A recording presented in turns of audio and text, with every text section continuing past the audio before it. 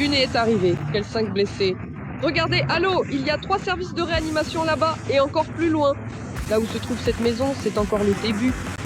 Le hurlement des sirènes dans toute la Russie. Soloviev se prépare à frapper l'Europe. Un ouestier apparaît. Vladimir Vladimirovitch dit « D'accord, par exemple, la ville, retirez vos défenses anti-aériennes et nous frappons. » Friendly fire à la russe. Ils ont abattu leur propre hélicoptère. La Russie est étonnante. Tous les médias disent que nous aidons, que nous protégeons les familles des militaires. Toute l'aide leur est apportée. Mais en réalité, nous nous retrouvons maintenant dans une situation sans issue. Ici, tout devient plus cher à cause de la méchante Europe. Les sanctions, c'est un cadeau du destin. Et toute nouvelle venant de l'étranger commence par ces mots. On nous envie. Non, non, tout va bien, les gars. Nous sommes Russes. Nous n'avons peur de rien. Les étrangers couraient. Nous, on restait assis. Tout allait bien.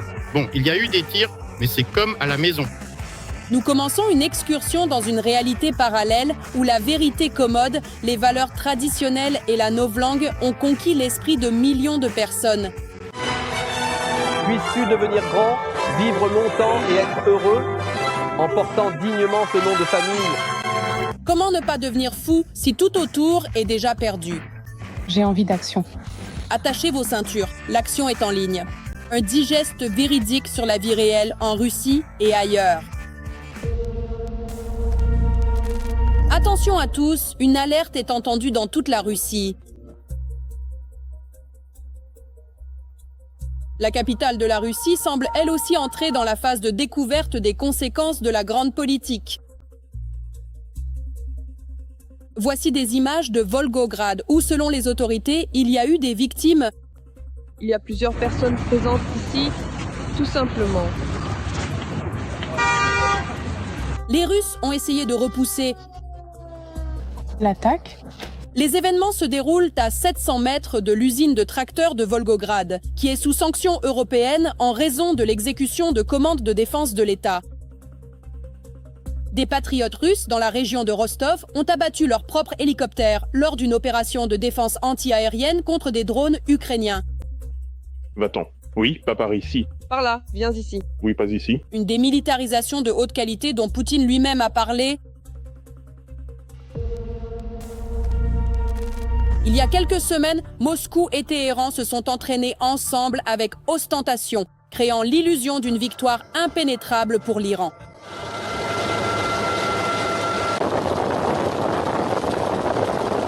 Le Kremlin s'est joué sur la défensive, comme toujours, promettant qu'il n'abandonnerait pas les siens. En cas de nouvelle guerre contre l'Iran, la Russie combattra-t-elle aux côtés de l'Iran ou non? Comme j'ai déjà eu l'occasion de le préciser précédemment, nous sommes liés par un accord de partenariat stratégique global avec l'Iran et nous continuerons d'apporter systématiquement notre soutien indéfectible à ce pays. Mais ils m'ont de nouveau abandonné. Promettre, ce n'est pas la même chose que se marier, pensa le cheval de Meade assis dans le bunker.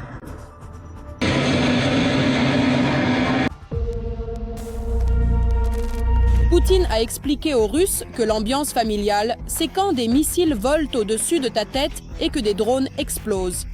On a envie d'un peu d'action. C'est pourquoi les plus téméraires montrent leur bravoure devant les caméras après avoir changé de pantalon suite au vol. Non, non, tout va bien, les gars. Nous sommes Russes. Nous n'avons peur de rien. Chez nous, les étrangers couraient. Nous, on restait assis. Tout allait bien. Bon, ils ont tiré. Eh bien, c'est comme à la maison. Vous êtes restés longtemps sans charpentier? Oui, bien sûr. Est-ce qu'ils avaient vraiment peur? Je te dis, comme à la maison. Tout va bien, nous n'avons pas peur. Mais tout de même, certains Russes ont changé d'avis et ont renoncé à prendre l'avion pour Dubaï depuis Bakou. C'est juste que personne ne nous dit rien. Et évidemment, on aimerait avoir des éclaircissements parce qu'on ne sait pas ce qui va se passer ensuite. En fait, cela fait déjà 3 jours que nous ne savons pas ce qui va se passer. Et on ne comprend pas quoi faire.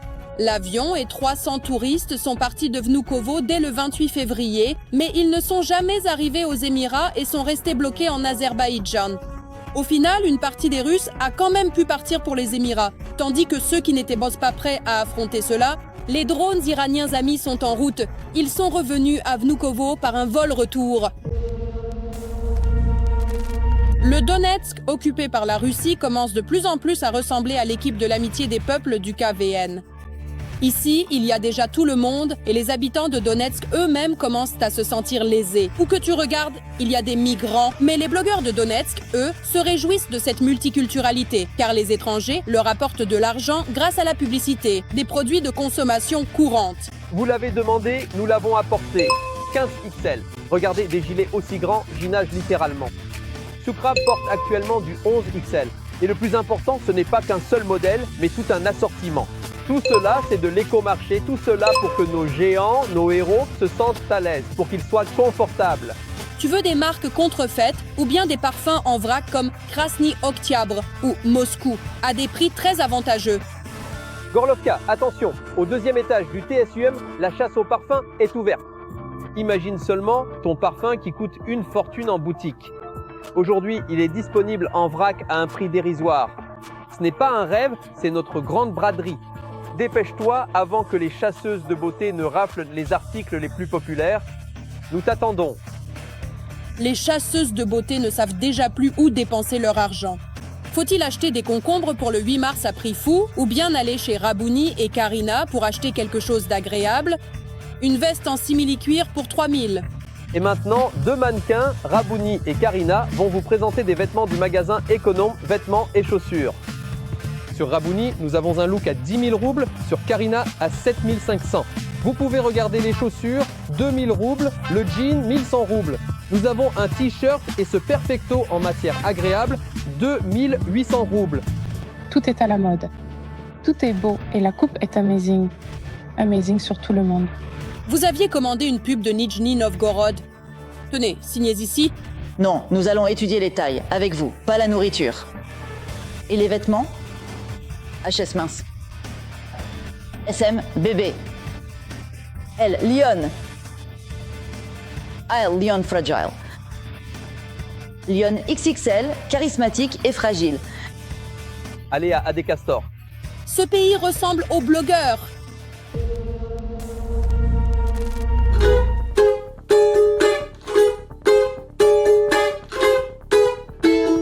Ils bénéficiaient d'une grande liberté, pouvaient voyager et avaient de nombreuses opportunités.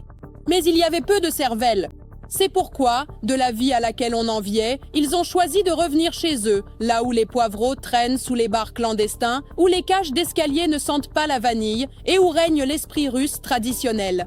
Mais les gars, non, sérieusement, c'est justement à une vie comme celle que nous avions là-bas que nous ne voulons pas revenir. Je regarde des vidéos de nos voyages, où nous partions, faisions des randonnées, des hikes, c'était génial. Y retourner? Bien sûr que j'en ai envie, mais la façon dont nous vivions, notre routine là-bas, c'était très ennuyeux. Aujourd'hui, la ville était pleine de rebondissements, car c'est très amusant, c'est vraiment intéressant de vivre. Et même si quelque chose ici ne me plaît pas, c'est quand même bien mieux que notre vie tranquille, celle marécageuse d'avant. Londres et Paris ne sont plus une option pour les Russes. Ils ne délivrent pas de visa, il n'y a pas assez d'argent et l'oppression est omniprésente. Mais honnêtement, ils ne disent pas pourquoi ils retournent à Sizrin enregistrant de fausses histoires pour leurs adeptes. À propos du manque d'attention, J'ai fui Londres pour Moscou et j'ai réalisé que se faire des amis en russe et se faire des amis en anglais sont deux choses complètement différentes. À Londres pour toujours. J'ai eu beaucoup de mal à me faire des amis parmi les Anglais là-bas. On me répondait toujours poliment, on me souriait, mais ça n'allait jamais jusqu'à une véritable amitié. Là-bas, pour eux, l'amitié, c'est simplement se retrouver. 1 ou 2 fois par mois, se promener en ville, boire un matcha, parler de tout et de rien, et c'est tout. À Londres, tu as 100 connaissances, mais tu te sens toujours seul, alors qu'à Moscou, 3 suffisent. Mon ami, pour que tu ressentes toujours ce soutien, même sans le demander. 1. C'est une femme russe. Elle se vante sans cesse d'avoir enfin quitté cette maudite et lointaine Amérique. Cela ne fait que quelques jours que je suis rentrée en Russie après un séjour aux États-Unis, et voici quelque chose auquel je n'arrive toujours pas à m'habituer dans mon pays d'origine. D'abord, maintenant, en Russie, tout me semble normal. Méga, pas cher. Par exemple, un trajet de 10 minutes en taxi pour 700 roubles, c'est pratiquement un cadeau. Parce que, par exemple, à Manhattan ou à Miami, je payais 30, 40, 50 $ pour la même distance, pour le même niveau de service de taxi qu'ici en Russie. C'est-à-dire environ 2500 à 3000 roubles. C'est qu'elle n'a pas encore reçu son salaire à la Piaterochka ou au Magnit, 10 050. Et encore, si elle a de la chance. En Amérique, elle recevait bien quelques milliers de dollars en main propre. Mais on n'aime pas la patrie pour l'argent, allez vous dire. Mais ici, personne ne me demande comment je vais. En Amérique, où que tu entres, la première chose qu'on te demande, c'est « Bonjour, comment allez-vous ?» Tu dois sortir quelque chose de toi, du genre « I'm fine, thanks », avant même de continuer tes achats ou de regarder quoi que ce soit dans les magasins. Les Russes ont l'habitude d'être mal reçus en magasin. Au service public, on ne vous traite pas comme un humain. Mais ici, on s'intéresse à vous. Dans toutes les régions de l'immense Russie, les entreprises continuent de fermer. Il va sans dire que nous sommes absolument destinés à réussir. N'est-ce pas ? Les entrepreneurs se plaignent non seulement de la hausse de la TVA et de l'impôt sur les bénéfices, mais aussi de la suppression des régimes fiscaux préférentiels. Les gars, pour ceux qui ne savent pas ce qui s'est passé, on marche en ce moment sur l'une des rues principales de Saint-Pétersbourg. Et regardez cet établissement. Il n'y a absolument personne dans la pizzeria. Ici non plus, il n'y a personne. Celui-ci a carrément fermé. Personne non plus. Eh bien, la salle est pleine à craquer. Eh bien, voilà la Dream Team. Tout est clair. Il n'y a personne ici non plus. Bien que tout soit à 350, il semblerait, n'est-ce pas? Il devrait y avoir un afflux général de population. Eh bien, il n'y a personne aux alentours. Métro. Une personne s'assoit avec un ordinateur portable et c'est tout. Oups, encore une chambre vide. Alors que le pouvoir d'achat des patriotes russes est tombé à zéro et que le taux de croissance des faillites a dépassé le maximum, la Douma d'État ne sait plus comment se perfectionner et proposer de nouvelles interdictions. Il vous frappe là où ça fait mal. Cela dépend de l'usine, de son origine et de nombreux autres détails. Pas de soldes, magasins ouverts, cafés. Ces mots ne peuvent désormais être inscrits sur les enseignes de marque qu'en plus de l'inscription principale. En général, il est interdit que quoi que ce soit sur les emballages, les étiquettes ou les panneaux soit en latin. Autrement dit, il ne devrait y avoir que l'alphabet cyrillique partout. Il semblerait que nous ayons une livraison de 1000 pièces en route et elles sont toutes en latin. Avec le 1er mars, une autre loi absurde sur la protection de la langue russe est entrée en vigueur. Chien.